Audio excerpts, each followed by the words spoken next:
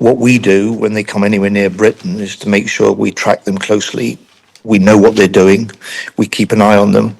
And I wanted to signal that very clearly to President Putin. So Patrick Hurley, the Labour MP for Southport, says he's asked the Attorney General to review the sentence of the Southport killer, which he's described as unduly lenient.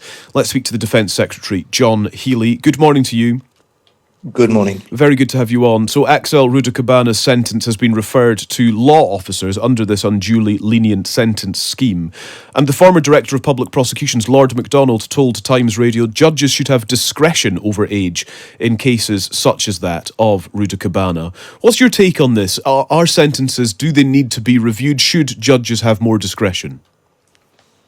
This is part of a country coming to terms with what I think is a shock to us all. I, to be honest, find it hard to catch my breath when I read the reports of such unbelievable savagery and the horror of the attacks and the way that this man slaughtered Bibi, Elsie, Alice, but would clearly have gone on to kill all 26 of those young girls in the class if he could, means that we owe it to those victims to consider and then deliver the changes that their memories deserve. And what do you think those changes should be? We've launched immediately an independent inquiry that will start work straight away. The review of the Prevent Anti-Extremism programme, the Home Secretary commissioned in October, will publish soon. And they will look at the lessons from this case. They'll look at the changes needed, and the Prime Minister has made it clear that nothing is off the table. What's important now is that we honour the victims, not just with the justice they deserve, but the changes in the system for the future that are needed. Just to broaden Lord MacDonald's comments, just for your information, he said, "I wonder whether public confidence requires that where someone is that close to a trigger age, the judge has some discretion in particularly bad cases where he or she feels the interests of justice require it to treat the individual as being past the trigger age. That's a simple reform," says Lord MacDonald, "that would deal with this situation." Are you open to that reform? Well, I think in this situation, the judge has given this man a sentence of 52 years. He says he's unlikely ever to get out, and I'm not sorry about that. And so do you think judges should have more discretion, though? The idea here is that he's avoided a whole life tariff at this point and being given a whole life tariff, and that's where the concern is. Well, this is a man who is set to spend his whole life in jail. I hope he does. And the sort of lessons from this case, as we're still, I think, all coming to terms with how shocking and savage the details of it are part of what the inquiry needs to consider, what the review of the Anti-Extremism Prevent programme will help us change. And as the Prime Minister said, we will make the changes needed that respect the memory of those victims and the families that must still be in unimaginable trauma today. Yeah. Two MPs from Reform UK are calling for a debate on the death penalty in this country. Do you think there should be a debate? I'm not in favour of the death penalty. This man's got a life sentence. The victims will have to live for the rest of their lives with their crimes, and so this man should be confronted with that in the prison cell for the rest of his life. And I always remember Ian Brady, the Moors killer, wishing to get cancer to put an end to a life because he was haunted for many, many years by the memory of the crimes that he committed.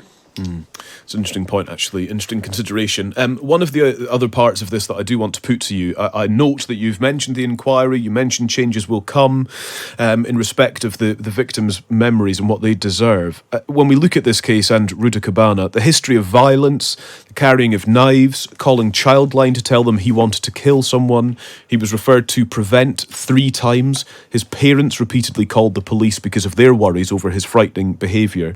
There were 18 failed chances to stop him. In this interim between today and the inquiry reporting and implementing changes, how concerned are you that something similar to this could happen again because of these remarkable institutional failures?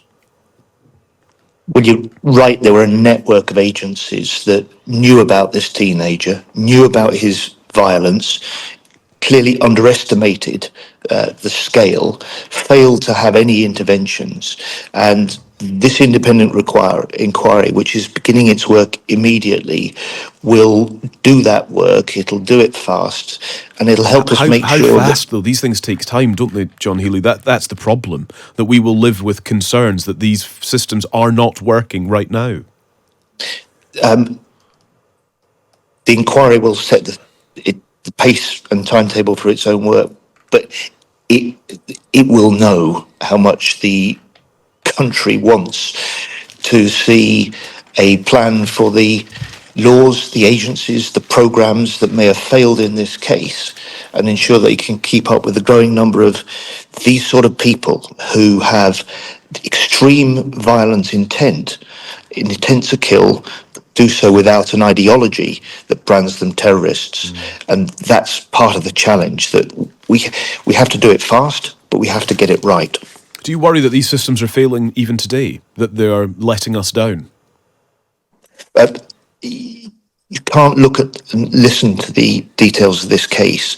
As you say, 18 separate occasions when different agencies could have put in place action that may have helped avoid this brutal killing. That's of concern to us all. That's why we've launched immediate inquiry. Now the case has finished in court, and as the Prime Minister said, we will make whatever changes are needed to the laws, to the agencies, to the programmes that they deliver, to make sure that we honour the memories of these victims and make the changes they deserve. Let's go on to some of the other issues around this morning, Defence Secretary. We're grateful for your time today, of course. So an announcement from you today, the government striking a deal with Rolls-Royce worth about £9 billion to build and maintain reactors for Britain's nuclear submarines. I note Rolls-Royce's comments. This is the culmination of years of planning between Rolls-Royce and the Ministry of Defence. So credit is spread out between governments, I imagine, on this one.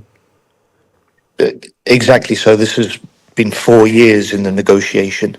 It streamlines 8 different contracts. It'll save the taxpayer over 400 million during the next 8 years.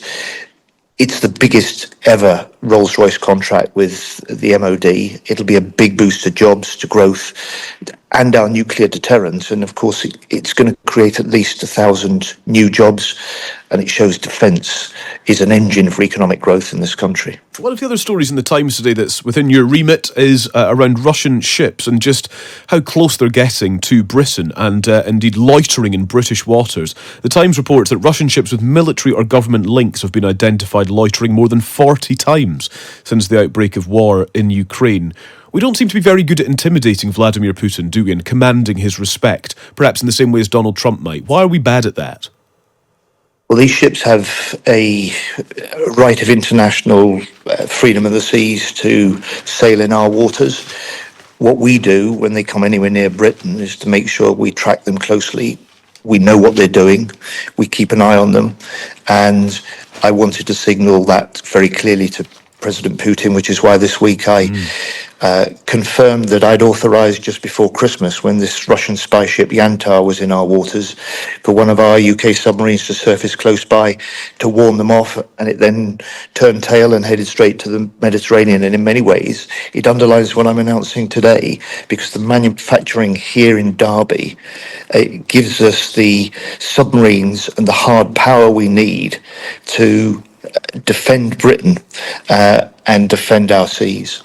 Just very finally, Defence Secretary, I want to ask you about another story in the Times today, this courtesy actually of the Sunday Times, who their analysis shows that the 100 wealthy individuals or families revealed in this year's Sunday Times tax list were liable for just a shade under £5 billion of UK tax last year, but it's 7% less than the previous year.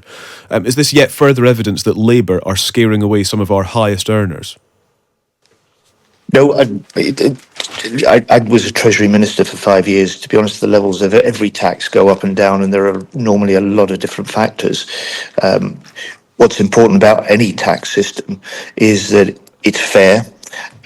And what's important about any government and the way it uses tax is that it's done in the best possible way. And one of the reasons that I'm able to make this long-term commitment with the contract today is that I feel I can justify this, not just for the defence of Britain, but for as good, better value for money for British taxpayers.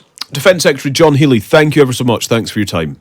Thank you. Thank you. That is the Defence Secretary.